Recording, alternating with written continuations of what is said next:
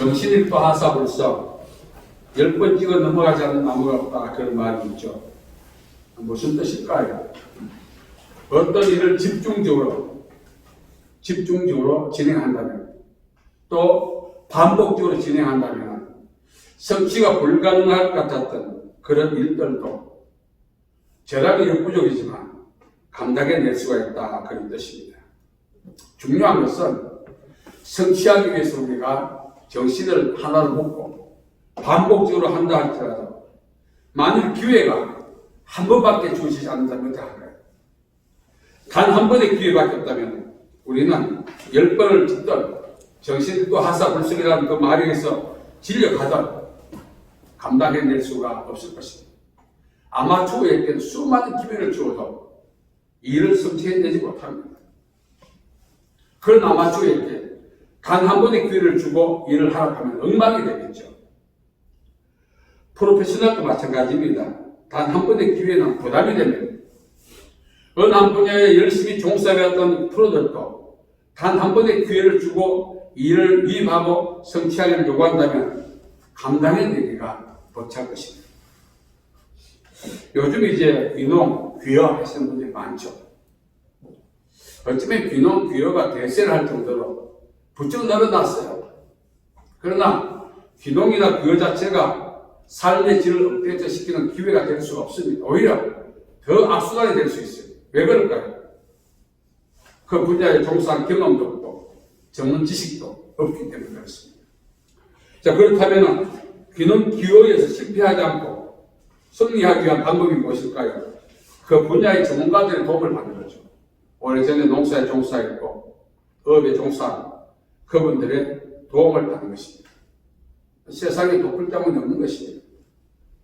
한 편의 영화가 이제 관객수가 전복되고 또 세계 유명한 그런 상을 휩쓰는 무게감 있는 영화라 할지라도 주연 한 사람의 역할만으로 만들어지지 않습니다. 조연이 있죠. 엑스트라가 있죠. 스텝이 있죠. 이런저런 조건과 여건들이 갖춰질 때만이 한 편의 영화가 만들어집니다. 귀농, 귀화 역시 마찬가지입니다. 귀농하면, 귀화하면 목구멍에 포도치도 풀칠을 못하겠나. 그러나 풀칠을 못하는 경우도 발생해요. 왜 그렇습니까? 도움을 받지 못하는 거예요. 우량아로 태어난 아이가 그 자체만으로 건강한 인생을 사는 것이 아닙니다. 탯줄을 잘라서 부모의 양육과 주변 사람의 관심과 지지와 후원을 받아야 하는 것입니다. 한 개인이 출생해서 인생을 마치는 과정에도 수많은 도움이 필요한 거죠. 신앙생활 역시 마찬가지입니다. 교회 출입하면 그 자체가 신앙생활을 보장하는 건 아닙니다. 중직자들도 교회를 사용하고 세상으로 돌아가는 그런 일들이 빈번하게 지금 일어나고 있습니다. 신앙생활을 일관되게 하는 방법이 무엇일까요? 영적인 도움이 되는 도움을 받는 것입니다. 나보다 앞선 사람들의 도움을 받고 영적인 멘토나 도움이 되는 도움을 받을 때만이 신앙생활을 뿌리내리기가 성공할 수 있고 신앙생활을 마감할 수가 있습니다. 자, 지금 중요한 것은 우리가 신앙생활을 하고 있는데 영적 도움이 되겠지 않습니까? 누굴까요? 먼저 믿음분들, 또 주변의 동료들. 중요한 것은 그들의 도움이 한계가 있어요. 왜? 그들도 도움이 필요하거든요. 우리에게 영적인 도움을 줄 수 있는 영적 도우미들도 도움이 필요한 거죠.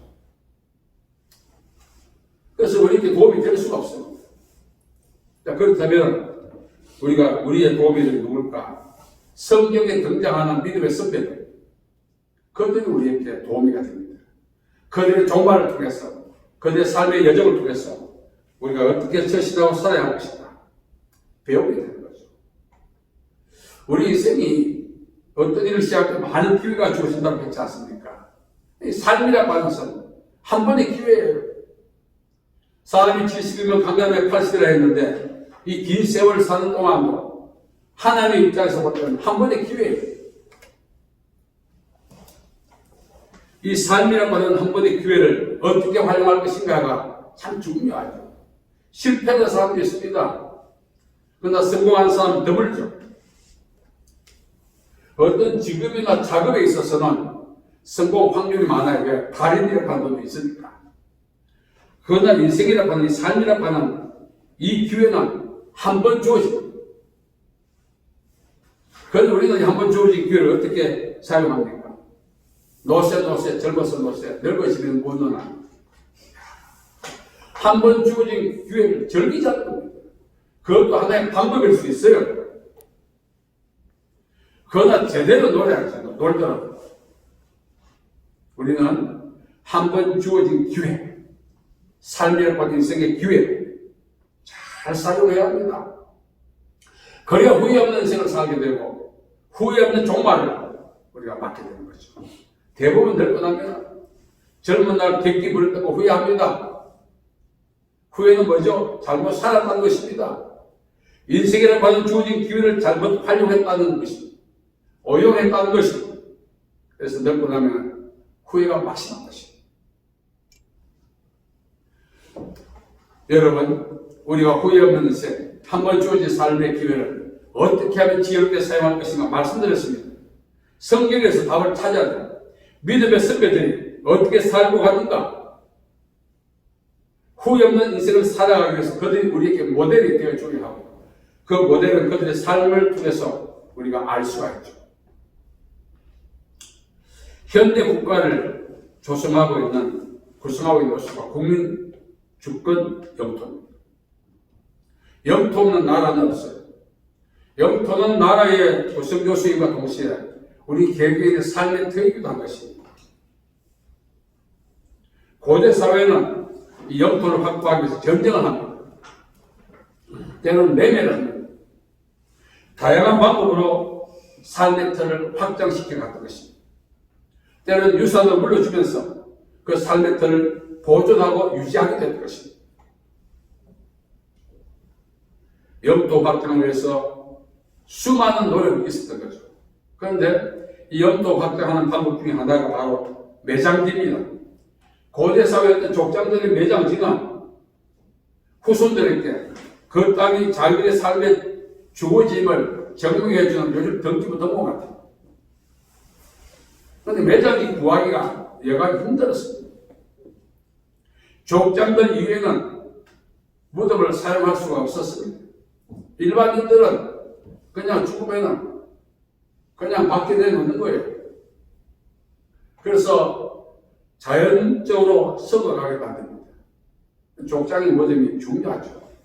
민족의 그런 삶의 터임을 증명하는 중요한 증명성이기 때문에 족장의 무덤이 차지하고 있는 영향이 컸어요. 오늘 말씀에 보면은 이 아브라함이 사라가 죽었습니다. 아멘. 이제 매장을 해야 돼요. 족장이니까. 매장지가 없었어요.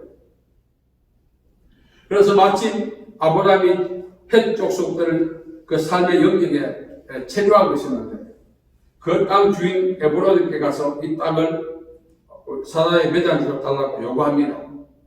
그런데 쉽지 않은 일입니다. 왜? 만일 매장지를 줬다가 후일 이스라엘 민족들이 우리 조상의 무덤이다. 그래서 이것을 근거로 이건 우리 땅이다 주장한다면 의미가 없는 거예요. 땅을 내줄 수 없죠. 헷 족속들이 자기들의 삶의 중심지에 아브라함 아내의 매장지를 내어줌으로써 후일 자기들의 쓸 자리를 잃어버릴 수 있는 위험 부담이 있을 수도 있어요. 그러니까 매장지를 억만금을 줘도 허락할 수 없죠. 그런데 오늘 말씀을 보면은 이 땅의 주인이 있던 에브론뿐만 아니라 헷 족속들까지 나서서 여기에 사라의 무덤을 하라고 그렇게 이구동성으로 말하고 있어요. 저는 성경에서 아이러니한 일들이 많이 있는데 그 중에 하나가 이겁니다. 어떻게 자기들의 쓸 자리를 잃어버릴 수 있는 그런 상황을 초래할 수 있는 이것을 허락했습니다. 만일 사라의 무덤을 허락했다면, 매장을 허락했다면 후일에 이스라엘 민족들이 야 우리 이거 근거로 이거 우리 땅이야 한다면 그냥 내어놓아야 하는 거예요. 헷 족속들은 공중분해되죠. 그런 위험 부담이 있는데도 불구하고 적극 뛰어로 허용 뿐만 아니라 이 땅 주인이었던 에브로는 뭐라고 합니까? 그냥 무상으로 대가하는 거예요. 영국으로 돼요. 왜 이런 일이 일어났습니까? 헷 족속들은 아주 호전적입니다. 소돔과 전쟁에서 이겼던 유일한 종족. 이런 호전적인 종족이 어떻게 미래를 바라볼 수 있는 안목이 없었을까? 있죠. 무덤이 상징하는 그 의미를 알기 때문에 이 무덤 때문에 불화가 일어나게 될 것이고, 헷 족속들은 썰자를 잃어버리게 될 것이고, 민족들은 공주권이 될 것이고, 다 계산합니다. 그럼에도 불구하고 아브라함이 매장을 찾으니까 다 내놓습니다. 이유가 무엇이었지? 보면은 창세기 23장 7절 12절에 보면은 아브라함이 헷 족속들에게 몸을 굽혔다 이렇게 말합니다.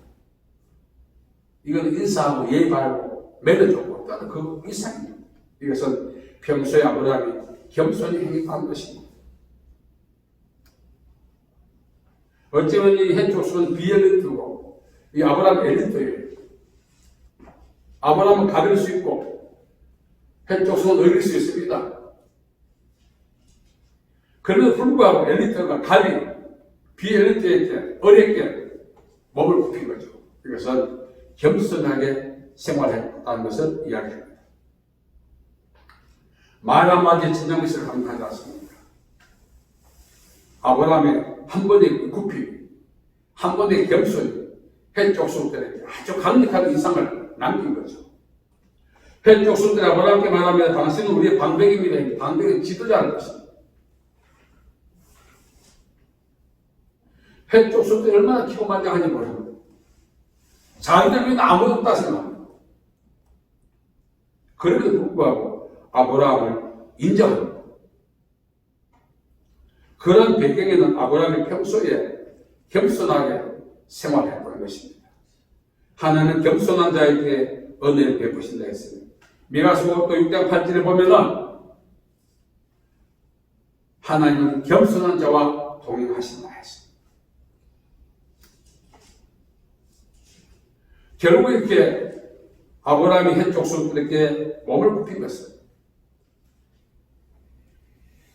하나님과 동행한 삶을 살았음을 의미합니다. 우리가 하나님과 동행하는 어떤 축복을 받습니까? 여호와는 나의 목자시니 내게 부족한 게 없으리로다. 그가 나를 푸른 주자 신방한 물가로 인도하시다. 하나님과 동행할 때 내가 소망했던 기대 이상의 일들이 목전에서 연출된다는 사실을 우리에게 설명하고 있다는 것입니다.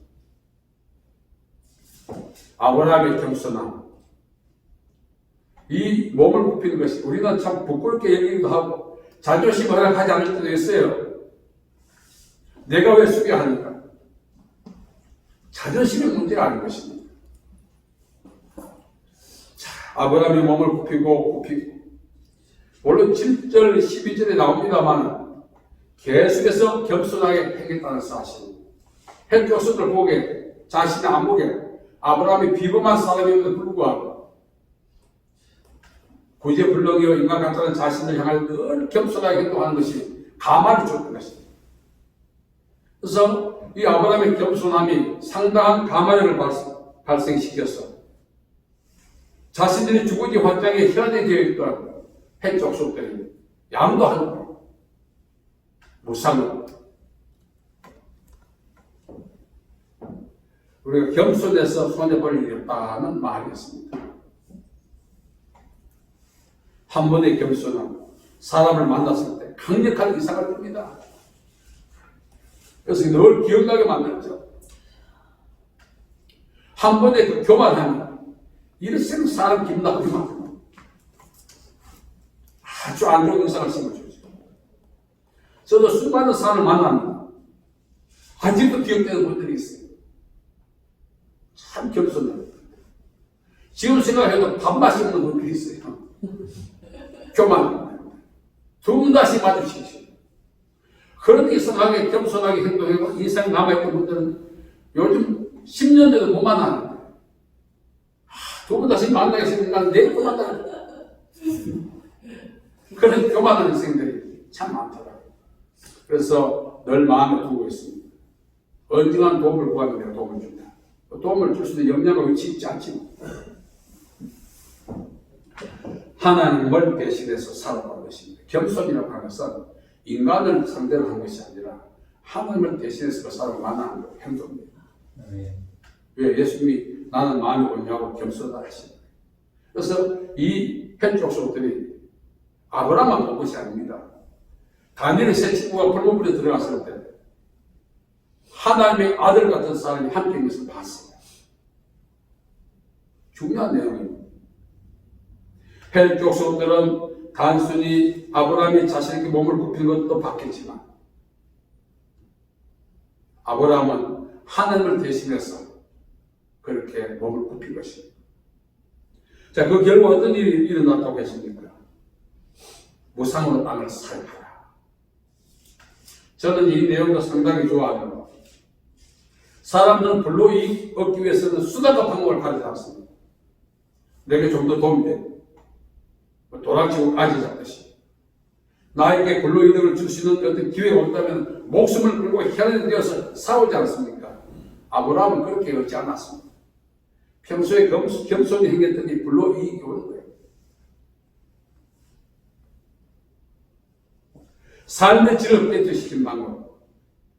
하나님이 예비하신 영역에 들어가야 삶의 질이 업데이트됩니다. 자, 그렇기 때문에 어떻게 해야 되죠? 겸손히 행해야 되는 거죠.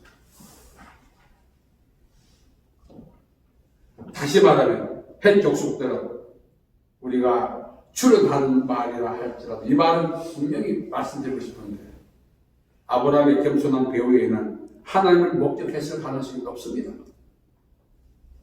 왜냐하면 다니엘의 세 친구가 있을 분이 들어갔는데 이방인들 눈에는 저들의 해함을 받지 않는 그 원인이 함께하고 있는 신의 아들 예수님이 함께하고 있다는 사실을 목격을 했거든요. 우리가 범사에 겸손히 행하는 것은 왜 하죠? 먹든지 마시든지 무엇을 하든지 하나님의 영광을 드러내는 또 중요한 방법이기도 한 것입니다. 뿐만 아니라 우리가 겸손히 행할 때 우리 배후에 있는 하나님을 우리와 관계 맺는 분들이 목격할 수 있는 기회도 되는 것입니다. 그게 중요하거든요. 교만해 보세요. 배후에 있는 많이 봅니다. 하나님을 보지 않고. 우리가 살아가면서 저도 이제 어떻게 하면 참 손대지 않고 코프로 보나 쉽게 말하면 불로이득을 추구를 하지 않았지만 과거에는 막 목숨 걸었죠. 이제는 그런 마음은 없습니다. 그런데 왜 그런 마음이 없을까요? 해도 안 되니까. 불로이득을 취하기 위해서 수단 방법을 다 해봤는데 안 되더라고요. 안 되니까 포기하는 거예요. 믿음이 있어 포기하는 것이 아니고 지금도 만일 불로이득을 취할 수 있는 기회가 온다면 누나를 빠질 정도로 다니지 않겠습니까? 그러나 오늘 말씀을 보면 겸손히 행할 때 하나님 은혜를 주십니다. 그 은혜가 무엇이죠? 우리의 구하는 것이나 생각하는 일상으로 도움 주시고 우리 삶의 질을 업데이트 시켜주신다는 사실. 금수저이기 때문에 행복해지는 것이 아닙니다. 인생의 행복은 하나님의 목자가 되셔서 늘 동행해 주시고 하나님 교회 가신 영역으로 늘 우리를 끌어가시고 그 끌어가시고 우리가 순복할 때 인생이 행복한 거지. 하나님과 동떨어진 금수저는 오래 가지 못합니다. 우리가 아브라함처럼 겸손하게 살아야겠다 다짐합니다. 이방인들이 자기의 종족이 국가가 소멸될 수 있는 위험 부담이 있는 그런 일들을 감히 결단하고 지도자뿐만 아니라 지도자가 타세워도 국민들이 반대할 수 있는 지도자와 국민이 합세해서 아브라함께 무덤을 써라. 이런 일이요 성경에 나타나고 있습니다. 어떻게 그런 지지를 받을 수 있었습니까? 왜 헷족속들이 자기 종족의 정말 우리말 멸망지가 당할 수 있는 상황에도 불구하고 아브라함이 기꺼이 매장을 주었습니다. 강력한 인상을 준 거죠. 헷족속들에게. 어떻게 해서 겸손히 행동하는 것입니다. 우리가 살아가면서 사람의 기억에 남기를 원할 때가 있지 않습니까? 어떤 사람을 오래 기억할까? 겸손히 행할 때. 오늘 말씀을 통해서 2020년도 정말 우리가 후회 없이 살아가고 어쩌면 내 생에 새로운 원년이 되기 만들려면 지금까지도 그렇게 살아오셨지만 더 겸손하게 하나님과 동행하는 한 해가 되셔야 된다는 것입니다. 아멘. 아브라함의 불로이다. 자, 이거 보면서 아브라함은 보통 사람이 아닙니다. 아브라함은 하나님의 친구였어요. 하나님과 대면한테 관여하는 사람입니다. 그런 영적 레벨이 있는 사람이 이방인들에게 몸을 굽히는 것은 상상 이상이 우리는 약간만 감의 위치에 있어도 얼마나 무시합니까? 신앙생활 하면서 영적 레벨을 따지면서 갓 신앙생활 하는 사람을 얼마나 우리가 박대합니까? 알게 모르게 우리가 갑질하고 교만한 거죠. 아브라함은 겸손했습니다. 그래서 이제 바울이 말했죠. 너희는 모든 사람과 더불어 화평하라. 화평의 그 전제 조건과 화평을 유지하는 유일한 방법은 내가 겸손한 것입니다. 우리 모두가 겸손히 행해서 하나님이 나를 위해서 계획하신 그 영역 속에 들어가야 되는 것입니다. 우리가 그 배회하자 끝나. 배회하자 끝나. 건접은 고사하고 하나님께서 아브라함에게 사라의 매장지를 허락하심으로써 그 땅이 나중에 이스라엘 쪽에 주거지가 되고 영토가 되었던 것처럼 겸손히 행하는 자에게는 하나님이 새로운 일을 시작하셨어. 그 새로운 일이 인생의 반전을 가져오게 만드는 축복의 기회로 만드시는 것입니다. 저는 올 한 해 하나님께 기대하고 있는 것이 있습니다. 물론 출발이 좋아야 되겠죠. 2020년도 출발 별로 안 좋습니다. 저는 남들이 볼 때 어떤지 모르지만 그러나 이 출발이 좋고 안 좋고는 왜 인지가 말씀드릴까 합니다. 마지막까지 겸손해야 됩니다. 일관된 겸손은 하나님이 일관되게 동행해 주시고 그 복을 우리가 받을 수가 있습니다. 여러분 아브라함처럼 우리 하나님 앞에 겸손히 살아가십시다. 사람 앞에 그렇게 해서 우리와 함께 하나님을 그들이 보게 만들고 뿐만 아니라 하나님 우리 교회를 위해서 계획하신 일들이 시작되게 만드셨다. 왜 하나님이 왜 기도해도 우리가 일을 하지 않는가? 우리가 교만 안 합니다. 겸손하면 하나님이 계획을 시작해 가십니다. 그래서 이게 호흡이 숨 넘어갈 때 그때 깨달으면 그때는 안 됩니다. 살아있는 날 동안 우리가 겸손히 행한 자께 주신 하나님의 축복이 또 어떤 것인가? 아브라함을 통해서 우리가 배웠습니다. 우리가 겸손히 행해서 하나님이 나를 위해서 계획하신 축복의 영역을 다 진입할 수 있는 저와 여러분 되기를 바랍니다.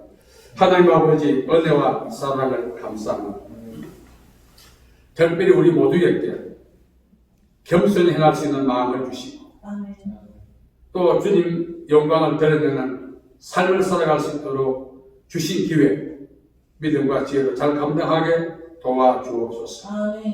특별히 아버지 하나님 아브라함이 겸손히 행했던 것처럼 우리 모두 겸손히 행해서 아브라함이 받은 축복을 받을 수 있는 저희들 되게 복 내려 주옵소서. 예수님의 이름으로 기도하옵나이다. 아멘.